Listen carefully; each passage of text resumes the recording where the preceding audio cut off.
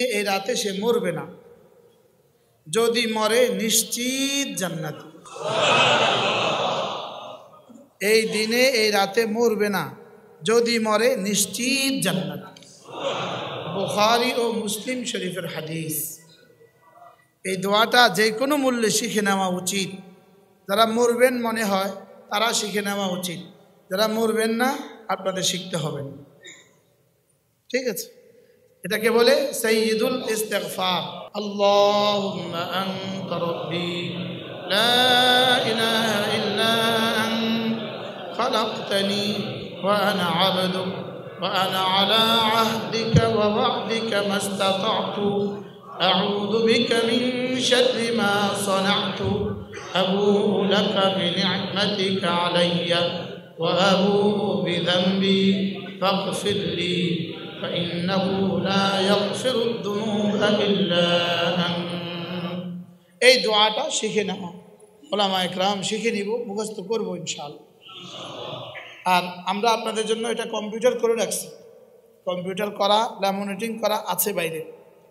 ল্যামিনেটিংয়ের খরচটা নিয়ে এটা দিয়ে নিয়ে যাবেন, ল্যামিনেটিংয়ের খরচটা দিয়া এটা নিয়ে যাবেন। মাওলানা আনিস আপনাদের জন্য এগুলো ল্যামিনেটিং করে আসছে মাশাআল্লাহ। এগুলো ছোট করে, এগুলো পকেটে রাখার জন্য, সব সময় পকেটে রাখার জন্য এগুলো করা হয়েছে।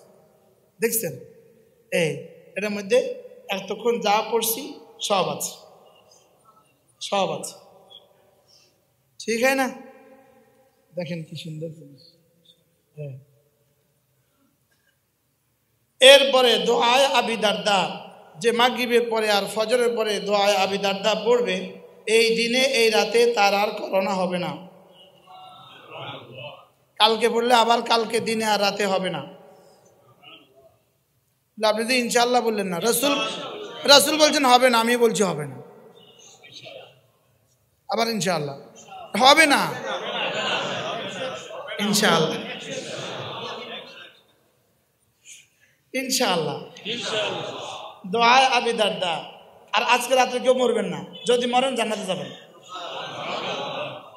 সাইয়্যিদুল ইস্তিগফার দোয়ায়ে আবি দারদা।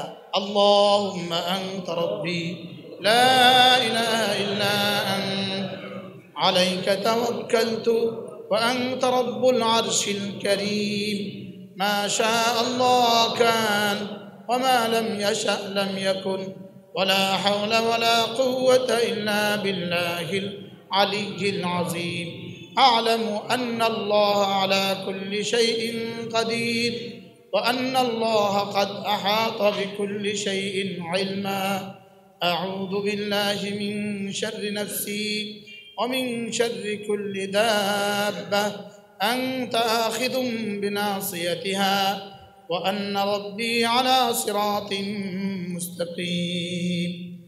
এরপরে একটা কালেমা এখন সবাই পড়ব। গত সপ্তাহে আমাদের এখান থেকে যাওয়ার পথে একটা মোটরসাইকেল অ্যাক্সিডেন্ট হয়ে 3 জন দোস্ত মারাত্মক আহত হয়েছে। এই দোয়াটা এখন পড়বেন। এরপরে যদি আহত হন আমি বুঝবো আপনি পড়েন নাই। আমি তারে জিজ্ঞেস করছি, আপনি কি আমি যখন দোয়া পড়াছিলাম পড়ছেন? কহুজ আমি পড়ি নাই। হ্যাঁ, বাইরে আসিল, আড্ডা মারছে। বিসমিল্লাহিল্লাযী লা ইয়াদুররু মা ইসমিহি শাইউন ফিল আরদি ওয়ালা ফিস সামাই ওয়া হুয়াস সামিউল আলীম। বিসমিল্লাহিল্লাযী লা ইয়াদুররু মা ইসমিহি شيء في الأرض ولا في السماء وهو السميع العليم. بسم الله الذي لا يضر مع اسمه شيء في الأرض ولا في السماء وهو السميع العليم. সকালে আর সন্ধ্যায় এই তাসবিহগুলো পড়বো ইনশাআল্লাহ। যদি এখানে এসেও আমি অন্য কাউকে দিয়ে পড়াতে পারতাম, কিন্তু বিষয়টা জটিল ছিল। অন্য কেউ পড়াইলে আমার আমলনামা না এসে যদি তার আমলনামা যাইতো গা, এই লোভ আমি সামলাইতে পারলাম কি, এই লোভে আমি পড়াইলাম। এবং আমি যতদিন জীবিত থাকবো আমি পড়াবো ইনশাআল্লাহ, ঠিক না? হযরত নানুপুরি রহমতুল্লাহ আলাই, পটিয়ার মুফতি সাহেব হুজুর রহমতুল্লাহ আলাই সহ সব বড়রা বসা। এক নওজোয়ান আসছে মুসলমান হইতে, হিন্দু। একজনকে বলে এই তুমি পড়ায় দাও, উনি বলে আমি কেমনি পড়াই হুজুর আপনি পড়ান। তো ওনারে বল, উনি আমি কেমনি পড়াই হুজুর আপনি পড়ান। এবার আস্তে আস্তে আস্তে সবচেয়ে কম নওজোয়ান আলেমী দ্বীন হযরত মাওলানা সুলতান আহমদ নানুপুরি রহমতুল্লাহর কাছে ইনি পর্যন্ত আসছে। ইনি আসার সঙ্গে সঙ্গে ইনি কালেমা পড়াই দিয়েছে। পরে অন্যরা আমরা কেউ পড়াইলাম না, তুমি পড়াইলে কেন, তুমি কইলে নাকি হুজুর আপনি পড়ান। তা আমার লোভ সামলাতে পারলাম না যে আমি কালেমায় তো এবার পড়াই দিব, আর ওর সারা জীবনের কালেমায় তো এবার নাকি আমার হয়ে যাবে, ওর সব ছেজদার নাকি আমার হয়ে যাবে। এই লোভটা আমি আর সামলাইতে পারলাম না। একবার পুস্কে ছেলে হযরতে আনাস ইবনে মালিক, পুস্কে ছেলে, পুস্কে 10 বছর বয়স, ইনি রাসূলের ডান দিকে বসা, হযরতে সিদ্দিক আকবর রাসূলের বাম দিকে বসা। রাসূল খাবার তুলে দিবেন, তো আগে তো ডানে দিতে হয়। তো আল্লাহ রাসূল বলেন আনাস তুমি যদি অনুমতি দাও আগে আবু বকরকে দেই। আনাস বলেন না,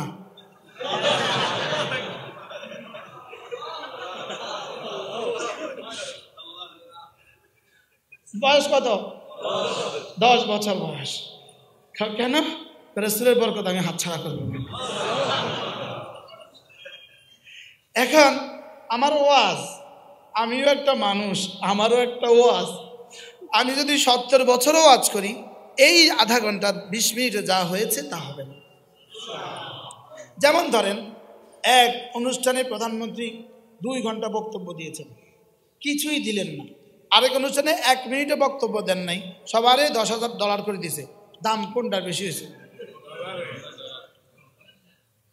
কোন অনুষ্ঠানটার দাম বেশি হয়েছে বলেন? ডলারওয়ালার অনুষ্ঠানটার দাম বেশি হয়েছে না ওটা বক্তৃতার দাম বেশি হয়েছে?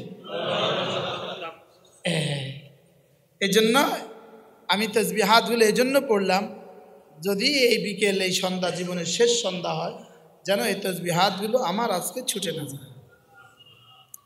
পড়বো তো ইনশাআল্লাহ আজকে, আল্লাহ তাআলা তৌফিক দান। আমার ভাই,